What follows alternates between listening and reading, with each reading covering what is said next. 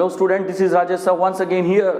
पिछले बार हम लोगों ने 2 लेक्चर्स पढ़े थे, तीसरा भी एक लेक्चर है आपका अपलोड हो चुका है दोस्तों। अभी ये 4th लेक्चर मैं आपको प्रोवाइड कर रहा हूँ और इस वाले लेक्चर में हम कोशिश करेंगे कि हमारा FAM का सिलेबस हम फिनिश कर दें। आप लोग सोच रहे होंगे वेरी शॉकिंग कि सर इतनी जल्दी सिलेबस कैसे खत्म हो रहा है। देखो 4 चैप्टर है और उसमें भी हम लोगों ने इंपॉर्टेंट क्वेश्चंस को कलेक्ट किया और आप लोग क्वेश्चन काउंट कर लेना तो उतने क्वेश्चंस में तुम्हारा पूरा पेपर ही सेट हो जाता है। और मैंने तो वैसे भी आपको बोला था कि मेरे क्वेश्चंस 80-90% एग्जाम में आपको दिख जाएंगे, ठीक है। जस्ट बिलीव मी, काफ़ी अच्छा एक्सपीरियंस है हमारा पढ़ाने का और काफ़ी साल से हम लोग पढ़ा रहे हैं, तो डेफिनेटली आप लोगों को इसका बेनिफिट जरूर मिलेगा, मेरे एक्सपीरियंस का बेनिफिट आपको मिलेगा, ठीक है।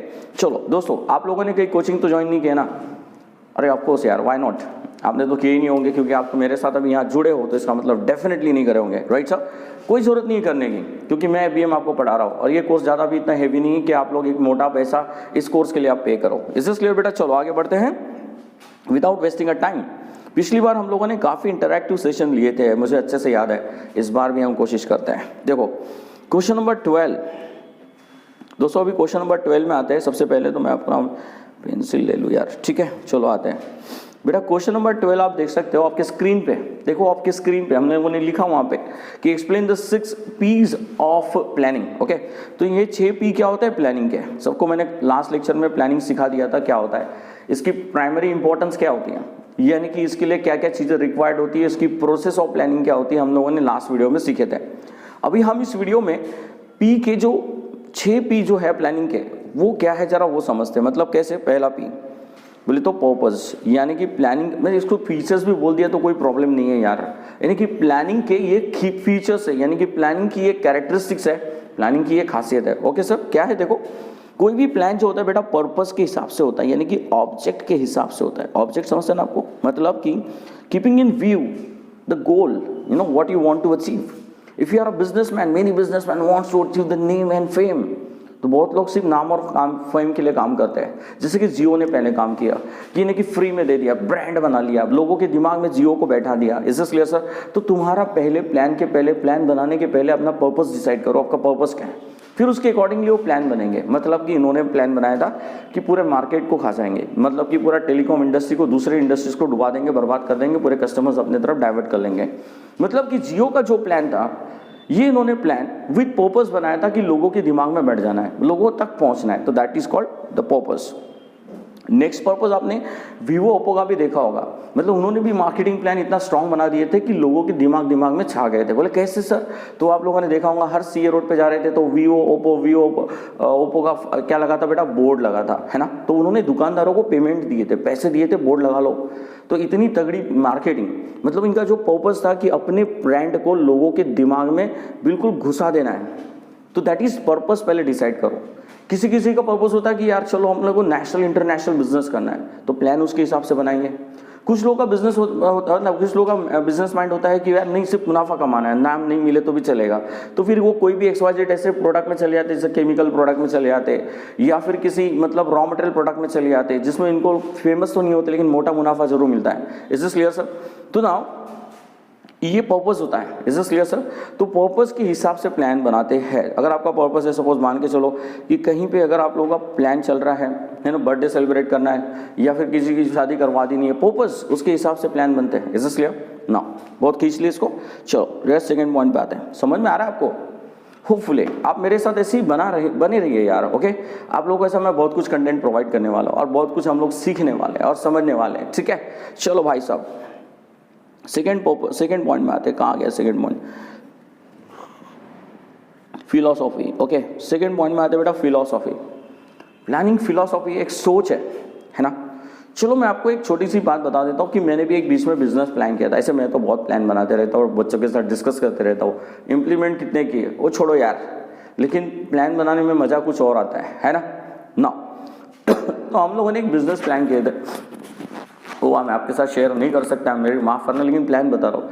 तो उसमें रिसर्च कर लिए थे, बहुत सारा वर्कआउट किए थे, उसके बाद मैन पावर से लेके, व्हीकल से लेके, तो रॉ मटेरियल से लेके, तो फिर सप्लायर से लेके, तो कस्टमर तक का प्लान उसका पूरा स्ट्रांग बन गया था। मतलब कि प्लानिंग के अंदर फिर हमने एक ड्राफ्टिंग बनाई थी कि भाई 1.5-2 महीने बैठ के क्या करेंगे, एक बिजनेस को 1.5-2 महीने लगते हैं प्लान करने के लिए।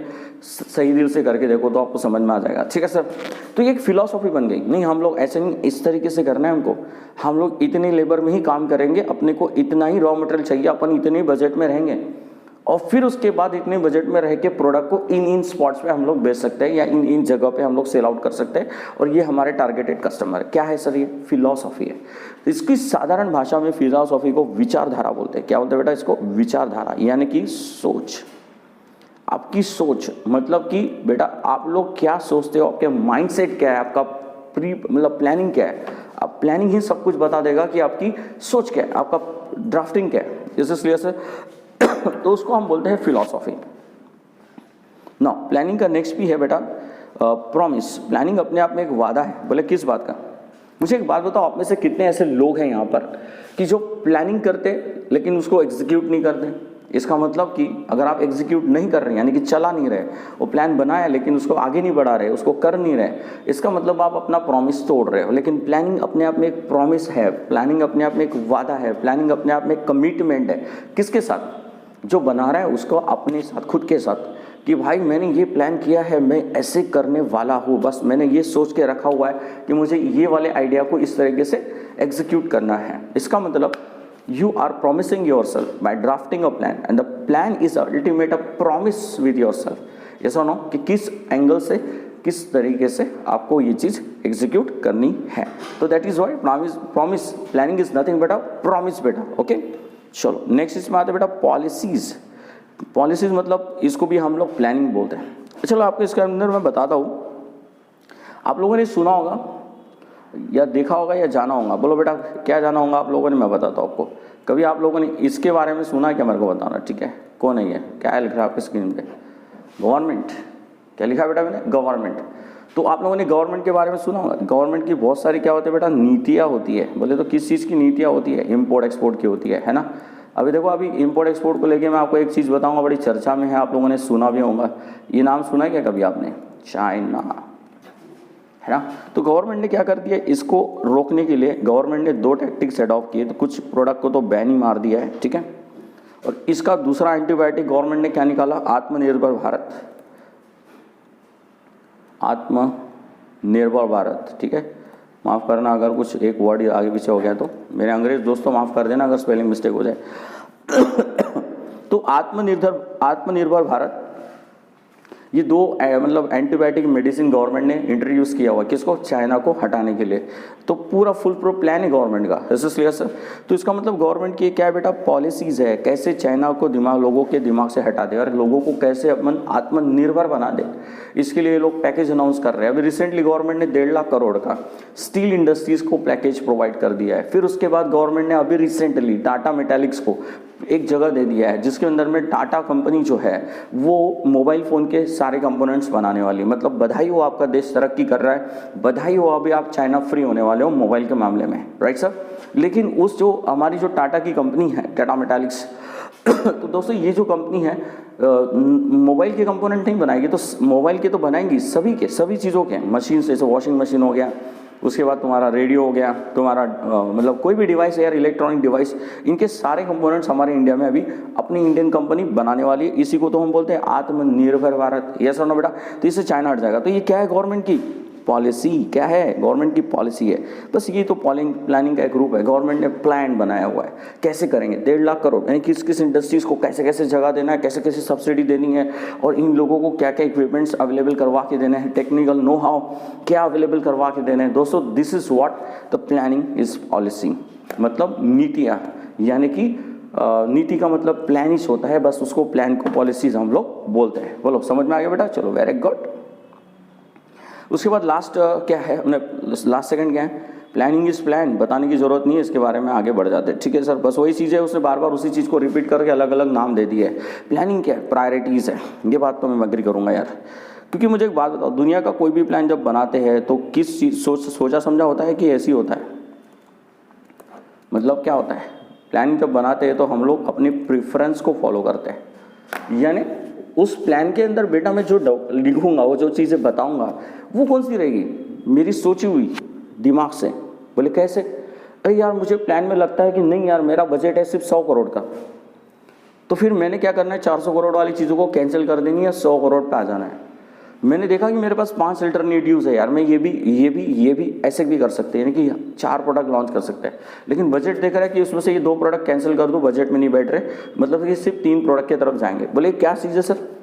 ये चीज़ है प्रायोरिटीज़। क्या दे रहे हो आप लोग? प्रायोरिटीज़ मतलब प्लानिंग में वही बातें होती है और वही बातें लिखी जाती है और वही बातें ड्राफ्ट की जाती है भाई साहब, जो बातें हमको करनी है, मतलब प्रायोरिटीज़ की तरफ फोकस किया जाता है, यानी कि किसको प्रेफरेंस देना है उसके ऊपर फोकस किया जाता है। मतलब जो चीज़ का नहीं देना है, ध्यान नहीं देना है, वो मतलब उसके बाद सोचेंगे, कल सोचेंगे, परसों सोचेंगे, वो वाली चीज़ों को तो इसमें डालना ही नहीं है, चीज़ों को वही डालना है जो अपने को करनी है। This is why the planning is all about your priorities. तो बोलो दोस्तों 6P आपको समझ गए प्लानिंग के? ओके, इसको हम फीचर्स के नाम से भी डिनोट कर सकते हैं कि प्लानिंग के फीचर्स क्या है, यानी कि प्लानिंग की कैरेक्टरिस्टिक्स क्या है। Okay, like this. चलो बेटा अभी नेक्स्ट चैप्टर पे आते हैं। आपके स्क्रीन पे नेक्स्ट चैप्टर दिख रहा है, बड़ा ब्यूटीफुल सा चैप्टर है। क्या नाम है उसका बेटा? डिसीजन मेकिंग, है ना। इसको शुरू करने के पहले, है ना, तो मैं कुछ एक बात बता देता हूँ आपको, उसके बाद ही फिर अपन डिसीजन बनाएंगे, ठीक है। चैप्टर शुरू करने के पहले कुछ तो बोलूँगा ना मैं चैप्टर के बारे में, आपको तो पता है। चलो डिसीजन मेकिंग के बारे में हम लोग बात करते हैं। मुझे एक बात बताओ यार, ठीक है, आपको एक बिजनेस खोलना है, मतलब ये है हमारा, मतलब इसका नाम अपन क्या रख देते हैं, इसका नाम हम गंगाराम रख देते हैं, ठीक है। ये हमारा गंगाराम है भाई, मतलब भाई साहब को क्या करना है? बिजनेस करना है, ठीक है। बोलेंगे सर ये तो लड़की दिख रही है, ठीक है, इसको लड़का बना देते हैं। अब लड़का दिख रहा होगा आपको, ठीक है।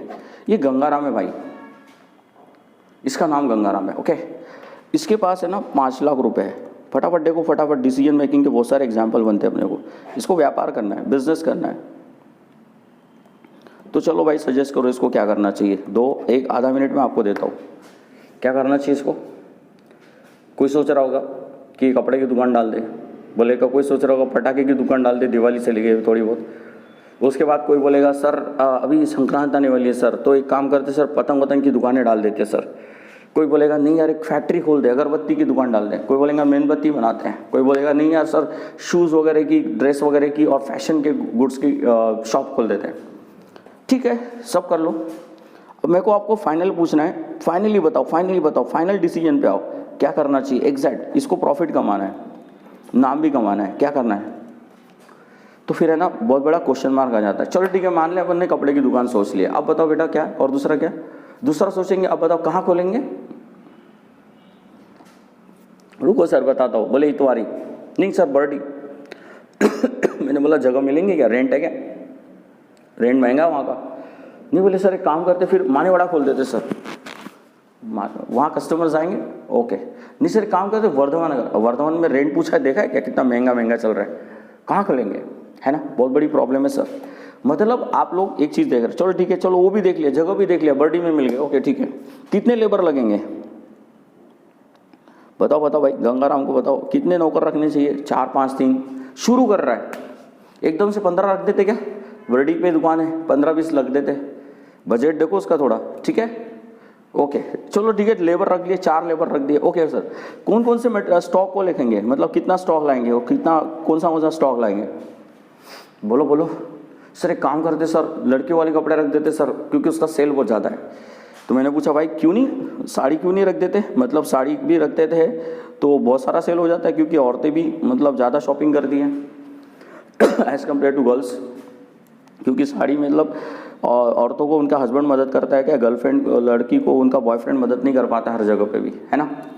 तो फिर यहाँ पे सेल ज़्यादा है, फिर क्यों ना ये रख दे। तो एक ने बोला कि सर बच्चों की भी आइटम रख देते सर, मतलब कि जो चाइल्ड प्रोडक्ट है सर वो भी रख देते सर, बच्चों के आइटम, चिल्ड्रंस प्रोडक्ट।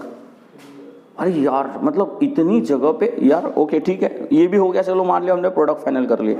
अब इसको यार लोगों तक पहुँचाएंगे कैसे, मार्केटिंग कैसे करेंगे?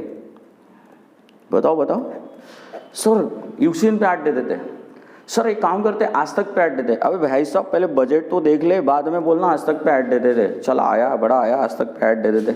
ओके तो देखो सर, मैंने इतनी सारी बातें लिखी एक छोटे से बिजनेस को स्टार्ट करने से लेके, अभी तो शुरू हुआ है जस्ट, मैं तो और बातें करूंगा ना तो फिर और तकलीफ हो जाएगी। मशीन लगा लेते सर, कौन सी बताओ कौन सी? रुक जाओ सर, सोच के बताता हूँ। बजट क्या है सर अपना, है ना? मतलब बेटा हर जगह पे, हर एक्टिविटी में, हर तरीके से आपको लेना क्या है? डिसीजन। क्या लेना है बेटा? डिसीजन। तो मेरे को अब एक बात बताना, डिसीजन लेना, सच बोलना यार, डिसीजन लेना हलवा है क्या? डिसीजन लेना is not a halwa, okay sir? Decision लेना अपने एक साइंटिफिक प्रोसेस है, डिसीजन लेना अपनी एक टेक्निक है, डिसीजन लेना अपना एक तरीका है। Decision should be right always. होता है कि 10 में से आपके कुछ डिसीजंस रॉन्ग हो जाते हैं, तो वही तो नहीं होना चाहिए ना। इसलिए तो हम पॉजिटिव रहते हैं कि बिजनेस में मुनाफा कमाना है तो decision to be right always. Yes और नो बेटा? तो डिसीजन सही होना चाहिए। क्या होना चाहिए बेटा? डिसीजन सही होना चाहिए। इसलिए हम लोग ये चैप्टर को अभी सीख रहे हैं जिसका नाम है डिसीजन मेकिंग। ओके, तो उम्मीद कर रहा हूं कि आपको ये जो मैंने डिस्कशन किया इसमें आप लोग के दिमाग के पर्दे पहले खुल गए होंगे कि डिसीजन चीज होती क्या है।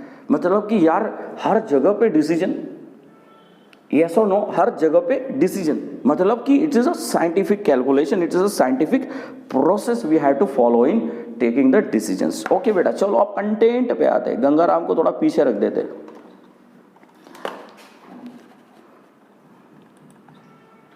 ओहो, आगे चलो, ठीक है, आगे चैप्टर के ऊपर स्क्रीन पे दिख रहा है chapter. Okay, good good boy. Okay, number 13 पे आते हैं सर। रुक जाइए दोस्तों, मेरे दोस्तों कहीं जाना नहीं है आपने बेटा, ठीक है? 13 नंबर के क्वेश्चन पे आ जाए। चलो चलो आ जाते हैं। पहले तो इसकी पेंसिल ले लेते यार। ओके, आगे बेटा 13 नंबर पे क्या लिखा है? What is decision making? अभी तो सिखाया है ना, फटाफट देख लेते हैं अभी। और explain the features and importance of decision making. Okay, ये 4 जो 5 जो लाइन आप दिख रहे हैं पूरे पैराग्राफ में, कहाँ से शुरू हो रही है भाई साहब? यहाँ से शुरू हो रही है। और कहाँ खत्म हो रही है भाई साहब? यहाँ खत्म हो रही है, ठीक है? यहाँ पे, यहाँ पे, यहाँ पे, राइट सर? इतना बड़ा पैराग्राफ है, पढ़ लेना आप लोग, ठीक है? मैंने आपको सब सिखा दिया है। ये बस वो गंगाराम वाले एग्जाम्पल में सब समझ जाएगा आपको। और वो जब वो रीड करेंगे ना आप लोग को तो पूरा पता चल जाएगा। हम लोग लाइन टू लाइन नहीं पढ़ेंगे ना क्रैश कोर्स से, ठीक है? लर्न कर लेना, लेकिन आप लोग रट्टा नहीं मारना। नर्सरी वाले बच्चे नहीं बनना है अपने, बस इंटेलिजेंट बच्चे बन। एवरेज हो क्या, घबराओ मत, इंटेलिजेंट बना दूंगा मैं आपको, ठीक है? सोच इंटेलिजेंट वाली रखोगे तो ही तो एवरेज से इंटेलिजेंट बनोगे। समझने की कोशिश करो। अगर खुद को, अपने आप को एवरेज समझना चालू कर दोगे तो समझ लेना जिंदगी भर एवरेज ही बने रहोगे। Is this clear? बोलने का मतलब है एवरेज रहकर इंटेलिजेंट वाली सोच रखोगे तो ही तरक्की के रास्ते दिखेंगे मेरे भाई साहब। नहीं तो बहुत लोग बोलते हैं कि नहीं मैं तो गरीब हूँ, नहीं मैं तो एवरेज स्टूडेंट हूँ, बोल दिया ना, हो गया डिमोटिवेट, कर दिया अपने आप को negative. Just be positive always, right sir? तो एवरेज स्टूडेंट हो कोई प्रॉब्लम नहीं, मैं भी एवरेज था, बन गया हूँ धीरे धीरे धीरे, थोड़ा एवरेज के ऊपर, not so intelligent. Okay, now बेटा अभी आते हैं, ठीक है? उसके बाद देखो बेटा क्या लिखा है, क्या लिखा है, क्या लिखा है? डेफिनेशन यार, अपने मैनेजमेंट एक्सपर्ट्स बहुत है इंडिया में, मतलब फॉरेन में इंडिया में भी है, तुम्हारे मेरे जैसे लोग बैठे हैं। अकॉर्डिंग टू पीटर ड्रकर, भाई साहब इसके तो नाम में डकार है, ओके, लेकिन फिर भी इनको रिस्पेक्ट करेंगे क्योंकि इन लोगों ने हमको बहुत थ्योरी सिखाई है। सो सल्यूट सर। पीटर ड्रकर क्या है सर? ये मैनेजमेंट एक्सपर्ट है, तो इन्होंने एक डेफिनेशन लिखी है डिसीजन मेकिंग को लेके, जरा इनकी डेफिनेशन सीखते हैं। सो वट एवर द, फिर से स्क्रीन प्रॉब्लम है एक्चुअली, तो वट एवर द, एक सेकंड बेटा, एक सेकंड, मैं लाइन पढ़ रहा हूँ ना तो तुम्हारे लिए थोड़ा सा क्या है ना कि हमारे लैपटॉप में एक छोटी सी प्रॉब्लम है, बस एक छोटी सी ब्यूटीफुल सी लाइन बीच में आ जाती है जिसकी वजह से हम लोग इस वर्ड को पढ़ नहीं पाते हैं सर। मैं अभी पढ़ के दिखाता हूँ सर, मेरे को थोड़ी सी इंग्लिश आ जाती है, ठीक है सर? देखो मैनेज, ओके, मैनेजर ऐसा लिखा है, तो देखो सर मैं लिख रहा हूँ screen. According to Peter Drucker, whatever the manager does, whatever manager does, he does it through decision making and management is basically a decision making process। सही है। मेरे को एक बात बताना आप लोग, दुनिया का कौन सा इंसान है जो डिसीजन लेके काम नहीं करता? बताओ, मैं आपको बताता हूँ। आप सुबह घर से निकलते हो, गाड़ी लेके चलते हो, तो वहाँ पे भी आप डिसीजन लेते हो। पहला डिसीजन कौन से कपड़े आज पहनने हैं, दूसरा डिसीजन कौन से रास्ते से चलना है, तीसरा डिसीजन जाना कहाँ पे है, चौथा डिसीजन करना क्या है, पांचवा डिसीजन घर कब वापस आएंगे, छठवां डिसीजन क्या खाएंगे। इसलिए तो दोस्तों सर दिन भर तो आप ये डिसीजन लेते हो ना, तो मतलब दुनिया में कोई ऐसा व्यक्ति नहीं है जो डिसीजन नहीं लेता। तो डेफिनेशन क्या बोलती है कि व्यापार का हर मैनेजर जो करता है वो डिसीजन लेके करता है। एंड डिसीजन मेकिंग प्रोसेस एक रेगुलर एस्पेक्ट है, ये डिसीजन ये एक रेगुलर प्रोसेस है।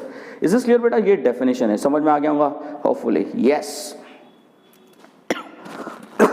चलो बेटा आते हैं नेक्स्ट पॉइंट पे। माफ करना थोड़ा खांसी आ रही है, चलो देखो।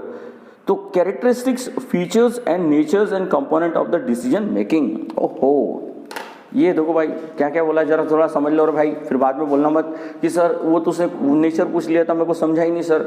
अरे नेचर, फीचर, कंपोनेंट, कैरेक्टरिस्टिक सब एक ही है ना, कि डिसीजन मेकिंग के नेचर, कंपोनेंट, फीचर्स, कैरेक्टरिस्टिक सब एक ही है। देखो भाई क्या है कैरेक्टरिस्टिक, क्या होता है डिसीजन मेकिंग करते वक्त क्या चीजें ध्यान में रखनी पड़ती है। नंबर 1 क्या क्या चीजें होती है? एक्यूरेसी। डिसीजन लेते ही बेटा एक्यूरेसी के लिए है। मतलब कि जो लोग होते हैं ना डिसीजन नहीं लेते, यार जान देना कितने खर्च हो रहे, कर दो 5 लाख 10 लाख 15, डिसीजन नहीं ले रहे।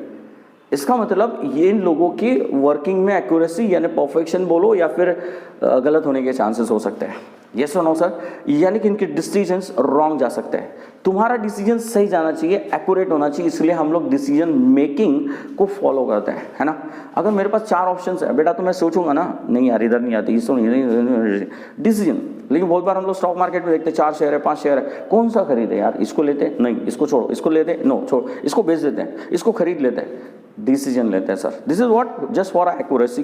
तो डिसीजन अपने आप में एक एक्यूरेसी लाता है, ये उसका फीचर है। डिसीजन अपने आप में एक एक्यूरेसी लाता है। डिसीजन मेकिंग में एक्यूरेसी झलकती है क्योंकि डिसीजंस एक्सपीरियंस से लिए जाते हैं, लाइक दिस। ओके बेटा चलो next point, best alternative. Decision क्या करता है? हमेशा हमेशा हमेशा जितने भी ऑप्शंस आपके पास है उसमें से एक बेस्ट फाइंड करता है, बेस्ट फाइंड करता है। अभी तो समझाया मैंने स्टॉक मार्केट का, मशीन्स में, लेबर्स में, प्रोडक्ट्स में।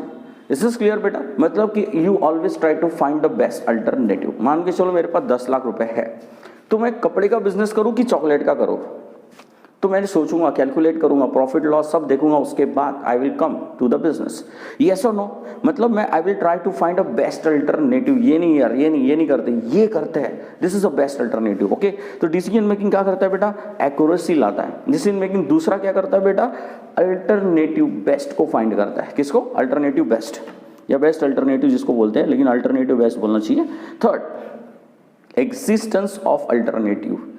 डिसीजन मेकिंग करते वक्त हमेशा हमेशा चॉइसेस होती है। क्या होता है बेटा? चॉइसेस होती है। मतलब कि आप लोग अल्टरनेटिव्स अपने सामने रखते हो 1 2 3, उसके बाद ही जजमेंट पे आते हैं। और जजमेंट की बात कब आती है?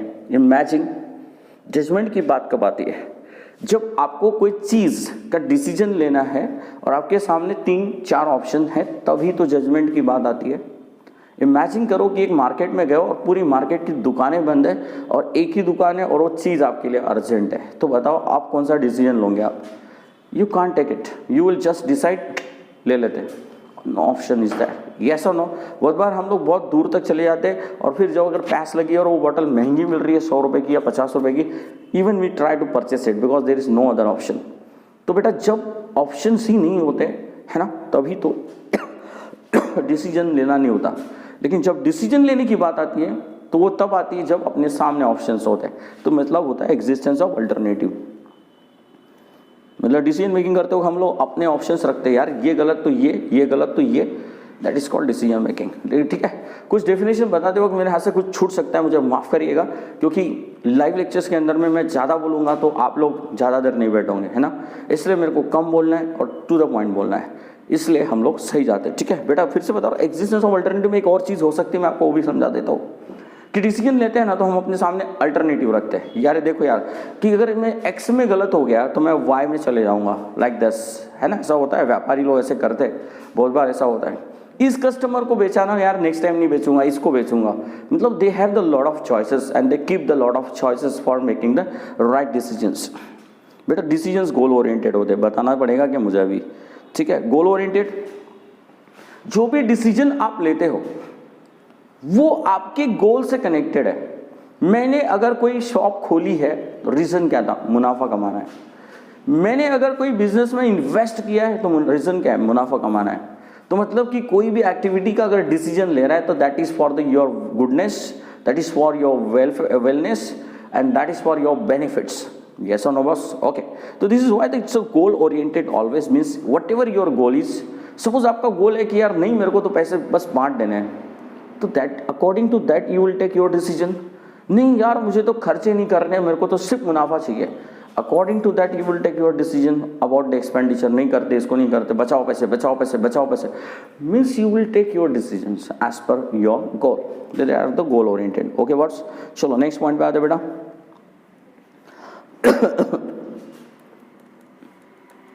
1 मिनट बेटा, पेन नहीं एक्चुअली, हाँ ठीक है। इंटेलेक्चुअल प्रोसेस, हो इंटेलेक्चुअल क्यों बोला गया है, दिमाग लगाओ, यही तो प्रोसेस है कि जहां पर हमको सोचना है वो इंटेलेक्चुअल प्रोसेस हो गई, जहां पर हमको ब्रेन का यूज करना है वो इंटेलेक्चुअल प्रोसेस हो गई। और मैंने तो आपको जब भी क्वेश्चन पूछे थे, बताओ भाई मेरे को बिजनेस कहाँ खोलना चाहिए, सोचना चालू। बताओ बेटा मेरे को कितनी मशीन्स खरीदनी चाहिए, सोचना चालू। बताओ बेटा मेरे को लेबर कहाँ से लाने, सोचना चालू। इसका मतलब कि you people will start thinking about each and everything technically, mentally, right sir? This is why intellectual process. Okay बेटा, चलो आते हैं नेक्स्ट पॉइंट पे। मैनेजरियल टास्क होता है, ये बात तो सही है, बोलो बोलो बोलो। डिसीजन कौन लेता है यार, ऊपर से मतलब कि डायरेक्टर से ही चालू हो जाता है, फिर मैनेजर भी चालू हो जाता है। सेल्स मैनेजर बोला भाई आओ चलो भाई अपने को 10 लाख का सेल्स करना, ऊपर से ऑर्डर आता है इस साल का इस महीने मेरे को 10 लाख का सेल चाहिए, ऊपर से ऑर्डर आ गया। मैनेजर सोचना चालू कर दिया, यार बॉस ने तो बोल दिया 10 लाख का सेल्स है, कैसे करेंगे यार, कैसे पॉसिबल है।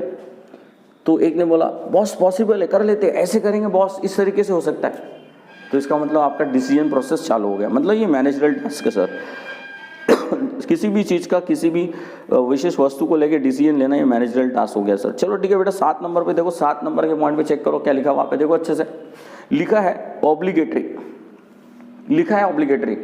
दोस्तों बोला इसने कि डिसीजन मेकिंग एक ऑब्लिगेटरी, मतलब क्या होता है ऑब्लिगेटरी का मतलब कंपल्सरी।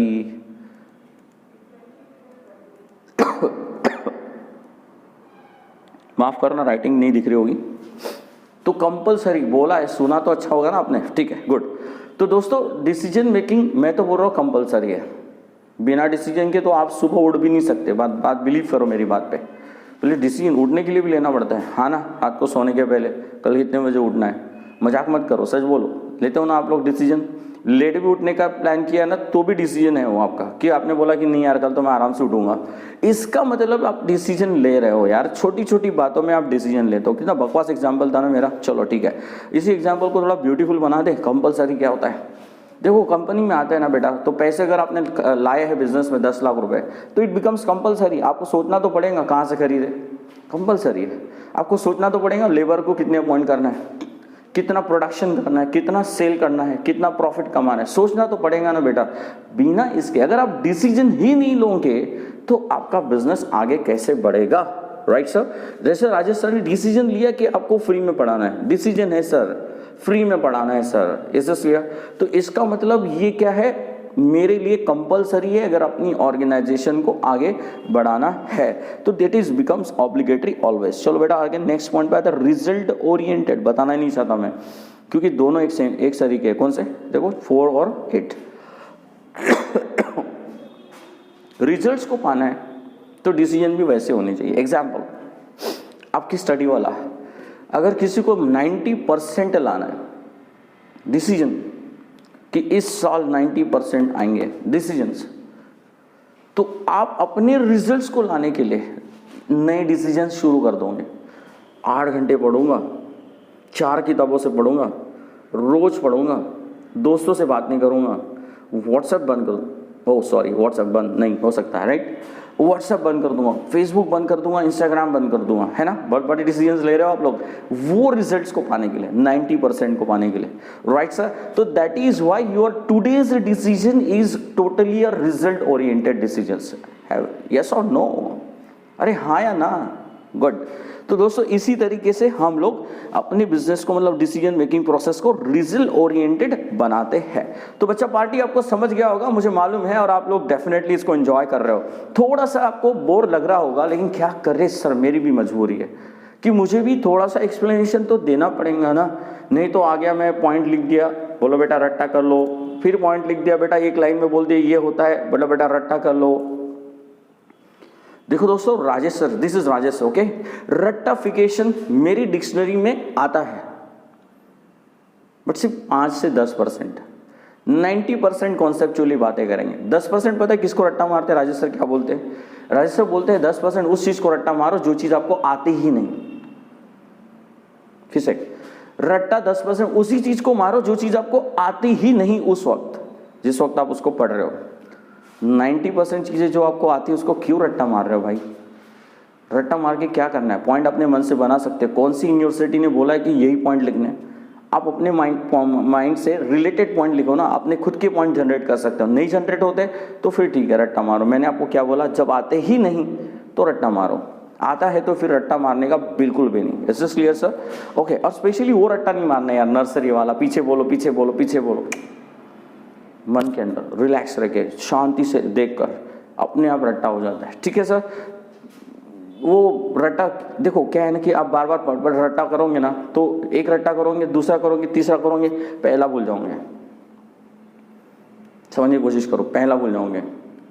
क्योंकि आपको है ना ऐसे कम से कम 15 क्वेश्चन रट्टा मारने, तो पहला भूल जाओगे आप। There is a problem, okay. और मेहनत बहुत लगती है, बिलीव मी, रट्टा में सबसे ज़्यादा मेहनत लगती है, क्योंकि उसको बार बार रट्टा मारना पड़ता है। एग्जाम के पहले भी मारना पड़ता है, पढ़ते वक्त भी मारना पड़ता है, और बीच बीच में मारते रहना पड़ता है, तो याद रहता है। इज दिस क्लियर बेटा? That's it, okay. थ्योरी को समझो यार। चलो आगे बढ़ते हैं। अपने आप को तसल्ली क्यों देते हो? एक बार लर्न हो गया तो इसका मतलब ओह वाह क्या पढ़ लिया हम लोगों ने, ऐसा नहीं होता है। एक बार पढ़ लिया तो दूसरी बार वापस पढ़ना पड़ता है, तीसरी बार वापस पढ़ना पड़ता है, अपने आप रट्टा हो जाता है। ठीक है? सॉरी, थोड़ा एडजस्ट कर लेना आज के दिन। ठीक है? एम्स, ऑब्जेक्टिव्स एंड इंपॉर्टेंस क्या होता है बेटा? डिसीजन मेकिंग के इंपॉर्टेंस क्या होता है? चलो देखो देखो, फैसिलिटेट्स मैनेजरियल फंक्शन। और डिसीजन मेकिंग का पहला काम होता है, फटाफट देखते हैं, बहुत इजी है सर, इसके पहले भी हम ऐसी चीजें डिस्कस कर चुके हैं लास्ट लेक्चर्स में। बोलो बोलो, डिसीजन मेकिंग क्या करता है? मैनेजरियल फंक्शन को मदद करता है सर। क्योंकि डिसीजंस लेंगे तो चीजें आगे बढ़ेंगी। मतलब प्रोडक्शन का डिसीजन लेंगे, प्रोडक्शन होगा, सेल्स का लेंगे, सेल्स होगा, लॉजिस्टिक का लेंगे, सप्लाई होगा, डिस्ट्रीब्यूशन होगा, इसलिए प्राइस का लेंगे तो एक्सचेंज भी पॉसिबल होगा। यस और नो बेटा? तो it assist in managerial function. Next item, higher efficiency. Decision making क्या करता है? अगर आपने सही डिसीजंस लिया ना तो इफिशिएंसी हायर हो जाती है। जैसे कि आज आप मुझे यूट्यूब पे देख रहे हो कि मैंने डिसीजन लिया इसलिए आप मुझे देख रहे हो। यस और नो? मतलब क्या हो गया कि मेरी वर्क इफिशिएंसी बढ़ गई। बोले कैसे बात कर रहे हो सर आप तो फ्री में पढ़ा, क्या की इफिशिएंसी? अरे हाँ ना यार, मैं अगर फ्री में पढ़ा रहा हूँ तो आप मुझे सारे लोग देखने की कोशिश कर रहे हो, सारे लोग मुझे देख पा रहे हो और मेरे से सीख पा रहे हो, है ना? मेरा मोटो जो था कि आप लोगों तक पहुँचना, मैं पहुँच पा रहा हूँ क्योंकि मेरी इफिशिएंसी बढ़ गई है। मैंने यूट्यूब का इस्तेमाल किया ताकि मैं आप लोगों तक इजीली पहुंच पाऊँ। Right sir? दोस्तों ये जो चीज़ है इसको बोलते हैं हम लोग डिसीजन मेकिंग आपकी इफिशिएंसी बढ़ा देता है, यानी कि ज़्यादा से ज़्यादा लोगों को आप पढ़ा सकते हो। Right sir? जैसा अगर मैं बैठ के 600-500 लोग पढ़ा दूँ या 200 लोग पढ़ा दूँ या 100 लोग पढ़ा दूँ, लेकिन यहाँ बैठकर इस वीडियोज़ में मैं 1000, 800, 900, 1200 लोगों को पढ़ा सकता हूँ। नागपुर के बाहर के लोगों को भी पढ़ा सकता हूँ, गोंदिया, तुमसर, वर्धा, ये सब लोगों के बच्चों को भी पढ़ा सकता हूँ। Right sir? तो इफिशिएंसी बढ़ती है सर, डिसीजन सही लेते हैं तो इफिशिएंसी बढ़ जाती है। चलो आगे बढ़ते सर, 1 सेकेंड। चलो बेटा आते नेक्स्ट पॉइंट पे। सेटिंग में कुछ तो 1 सेकेंड होल्ड पे रहो बेटा। ठीक है? चलो आते बेटा, प्रोग्रेस एंड प्रॉस्पेरिटी। डिसीजन से ग्रोथ होती है, बोलो हाँ। प्रॉस्पेरिटी मतलब आगे बढ़ते हैं, यस हाँ, ठीक है आगे बढ़ते हैं। ज़्यादा डिस्कशन की जरूरत ही नहीं है उस वाले पॉइंट में, इजी है बहुत यार। डिसीजन लोगे तो आगे बढ़ोगे, नहीं लोगे तो घर में गंगाराम बन के बैठ जाओगे, है ना, है ना, है ना। This is why always use to take decision in life. आपको एडवाइस दे रहा हूँ मैं, ठीक है? Motivated, stay motivated, be motivated and just take decisions always. When you will take decision you will put a 1 step ahead. आप लोग 1 step आगे बढ़ोगे भाई। आगे बढ़ते सर, रिड्यूसेस रिस्क। कहाँ गया यार भाई पेन? मेरा पेन है नहीं, पॉइंटर इधर उधर भटक जाता है, बस इसको कल थोड़ा करेक्ट कर देता हूँ, नेक्स्ट लेक्चर में कभी नहीं भटकेगा फिर। ठीक है? Reduces risk and uncertainty. बोलो बेटा आप लोग क्या कर रहे हो? रिस्क को क्या कर रहे हो? घटा रहे हो, और अनसर्टेनिटीज को भी घटा रहे हो। बोले तो कैसे होता है सर? डिसीजंस आपने लिया कैसे बताओ? प्लानिंग से। तो इससे क्या हुआ? आपकी रिस्क कम हो गई। कैसे? क्योंकि आपने रिस्क की डिसीजन लिया ही नहीं। अनसर्टेनिटी, आग लग सकती है इसलिए बीमा पहले से निकाल के रख दिया। मतलब डिसीजन बीमा निकालने का आपने लिया कैसे? आग लग सकती है, मतलब अनसर्टेनिटी को आपने रोक दिया। आपने सेविंग करी उस पीरियड के लिए जिस पीरियड में आपको क्या हो सकता है, लॉस हो सकता है। देखो कोरोना की वजह से पूरे इंडिया को लॉस हो गया, पूरे वर्ल्ड को लॉस हो गया, मेरे को भी लॉस हो गया, लेकिन मैंने अगर सेविंग नहीं करी होती तो शायद आज मैं नहीं टिक पाता। Am I right or wrong? This is what the saving is nothing but a part of the decision making, right sir? तो that reduces your uncertainty, मतलब अनिश्चितताएं, जो आपको लगता है होगा कि नहीं होगा मालूम नहीं, लेकिन उसको अवॉइड करने के लिए आज से आपने उसकी प्रोविजन कर रखी है। इसका मतलब आपने डिसीजन लिया है और आपकी अनसर्टेनिटी कम हो गई है। चलो बता बेटा समझ में आ गया। चलो नंबर 5 पे आते हैं। रिड्यूसेस अब्सेंटीज्म, मतलब कि एम्प्लॉय का अब्सेंटीज्म रोकना है और टर्नओवर रोकना है।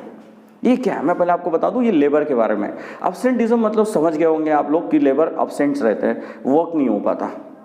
टर्नओवर किसको बोलते हैं कि कुछ छोड़ के चले गए और नए को अपॉइंट कर लिए, इसको टर्नओवर बोलते हैं।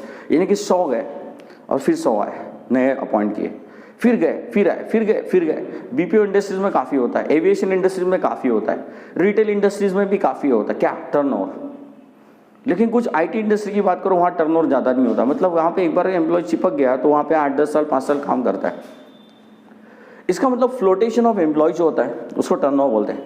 तो इसको घटाना है यार, ये बहुत ज़रूरी है, क्योंकि छोड़ के जाएंगे फिर नए आएंगे, फिर ट्रेन करो, फिर छोड़ के जाएंगे फिर नए आएंगे, फिर ट्रेनिंग दो, यानी कितनी बार इनको ट्रेन करेंगे। अपने को स्टेबिलिटी तो होना ना लेबर के अंदर। तो डिसीजन अगर सही है ना, सही लोगों को अपॉइंट किया, सही सैलरी बांटे, कोई नहीं छोड़ेगा, सब लोग आपके साथ जुड़ेंगे, सब लोग आपके साथ रहेंगे, आपकी एब्सेंटी भी हटेगी, टर्नओवर भी घटेगा। गूगल के बारे में जानते हो क्या आप लोग, है ना। अभी देखो यूट्यूब चैनल, मेरा वीडियो खत्म होने के बाद गूगल में एक सर्च मार लेना, Google office view. Google office view बोले तो क्या, ये तो मैंने कैसे भी बोल दिया। तो गूगल ऑफिस व्यू का मतलब होता है कि गूगल की कंपनी जो है ना वो कैसे अपने एम्प्लॉयज़ को रखती है, जरा देख लेना एक बार।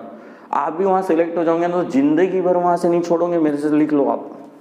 इधर आप बैठे हो लैपटॉप में, उधर बाजू में फूड स्टॉल है खाना खाने का, इधर से आप जाओगे तो उधर जिम लगा हुआ, जिम, उसके बाद इधर मतलब सब कुछ, और चेयर सोफा सेट बिल्कुल घर के ऐसा, no official look nothing else, बिल्कुल घर आंगन, खेलने की भी चीज़ें वहाँ पे, टेनिस, काम करो 5 मिनट पे उठ के खेलना चालू कर दो, नो रुकावट। देख लेना एक बार, मैंने बहुत बार देखा, आप देख लो ना, ठीक है दोस्तों। ऐसी जगह पे नए एम्प्लॉय छोड़ के जाते हैं और ना नए वालों को आने का मौका मिलता है। रीज़न क्या है, अच्छी सैलरी, अच्छा इन्वायरमेंट, अच्छा काम, मतलब ऐसा काम करो, डिसीजन ऐसे लो, right sir. Success of the organisation. चलो बेटा देखो क्या लिखा, सक्सेस ऑफ द ऑर्गेनाइजेशन कहाँ गया भाई, okay success of the organisation ये है, ये मिल गया अपने को pointer. Okay, success of the organisation किसके ऊपर डिपेंड करता है, डिसीजन मेकिंग। मुझे एक बात बताओ, कौन सा नेटवर्क अभी सबसे ज़्यादा चल रहा है टेलीकॉम में, जियो? बोले मैं पूछ रहा हूँ, दूसरा क्वेश्चन है ना, क्यों पता है आपको ये जियो? सर क्योंकि वो फ्री दे रहा था। तो फ्री किसने दिया? मुकेश अंबानी ने, उसका डिसीजन था पूरे इंडिया को फ्री बांटेंगे 3 महीने तक पहले, है ना, पूरे इंडिया को फ्री बांटेंगे, डिसीजन था इसलिए फेमस हो गया, नहीं तो रह जाता वैसे ही नॉर्मल, ठीक है सर। तो डिसीजन था इसलिए इतना फेमस हो गया, जितना तो उसका बाकी इंडस्ट्री नहीं हुआ होगा, जियो उतना फेमस हो गया। बोलो ये सही है? ओके, क्योंकि ऑर्गेनाइजेशन की सक्सेस उसके डिसीजन पे डिपेंड करती है। चलो ठीक है, एक और दूसरा उदाहरण देता हूँ कि अगर कोई कार की कंपनी सही कार का मॉडल लॉन्च करती है तो बताओ सुपर हिट है, होगी या नहीं होगी? होगी। बजाज कंपनी ने अगर बीच में पल्सर नहीं लाती तो आज बजाज का नाम खत्म हो गया रहता, लिख लो मेरे से। क्योंकि बजाज स्कूटर एक जमाने में हुआ करता था, स्कूटर बहुत फेमस था, मोनोपोलिस्ट था बजाज पहले, फिर बीच में कुछ लोग आ गए, हीरो होंडा, हीरो आ गया, बजाज का मार्केट पूरा खा गए। फिर भाई साहब ने पल्सर लाने का जो डिसीजन लिया ना, वो उसको आज जिंदा रखा हुआ है और आगे बढ़ा रहा है। इज दिस क्लियर बेटा? Good. This is what the success of the organisation depend on decisions. Decision makes organisation successful. Okay, चलो बेटा आगे 7 नंबर के पॉइंट पे आते हैं। To face the competition. Decision से आप कंपटीशन को बीट कर सकते हो, समझाने की जरूरत नहीं। मार्केटिंग प्लान तगड़े बना लो, प्राइस को सही तरीके से सेट कर लो, पैकेजिंग की तरफ अच्छा ध्यान दो, कस्टमर सर्विस पे पूरा फोकस करो, तो आप कंपटीशन को फेस कर सकते हो डिसीजन लेके। फिर टारगेट द कंप्लीशन, मतलब टारगेट कंप्लीशन मतलब क्या, समय पे काम हो जाना चाहिए, इतना सेल हो जाना चाहिए, इतना मुनाफा आ जाना चाहिए, डिसीजन से पॉसिबल है। मतलब अगर आपने टारगेट ये रखा है इतने सेल का, तो डिसीजन भी वैसे लो ना कि सेल उतना बढ़ जाए, लाइक दिस। ओके बेटा, this is what the features we have here. So now I am going to finish out this lecture and we are moving towards the next question in the next lecture। Okay दोस्तों, तो मिलते हैं next lecture में। आप मेरे साथ ऐसे बिल्कुल बने रहिए और साथ में सुनिए। जितनी वीडियोस आप मेरे देख रहे हैं, प्लीज मेरे लिए एक छोटा काम कर देना यार, ये वीडियो को शेयर कर देना, बस अपने दोस्तों में शेयर कर देना। आप जिस किसी की भी कॉलेज में हो, जो भी कोई कॉलेज है आपका, आप पूरे फ्रेंड ग्रुप में उसको पहुंचा दो अगर आपको मेरा वीडियो पसंद आ रहा है। इतना सा मेरा काम कर देना बॉस, प्लीज इतना सा। Thank you very much from Rajesh sir. मिलते हैं नेक्स्ट लेक्चर में।